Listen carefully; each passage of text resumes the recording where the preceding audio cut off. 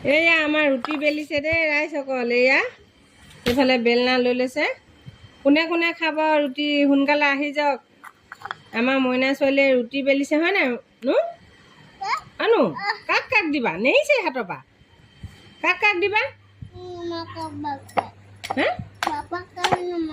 Papa কা মোক দিবা? অঁ ধুনীয়া হৈছে না? বেলি এটাইছানে? ঐ ইমানকে বেলিছে। সেইটো লাডু কৰিছে।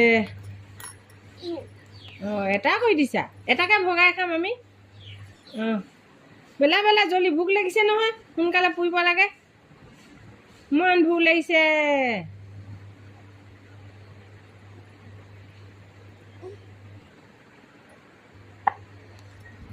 বেলিছে দেই ৰাইজসকল। এয়া ইমান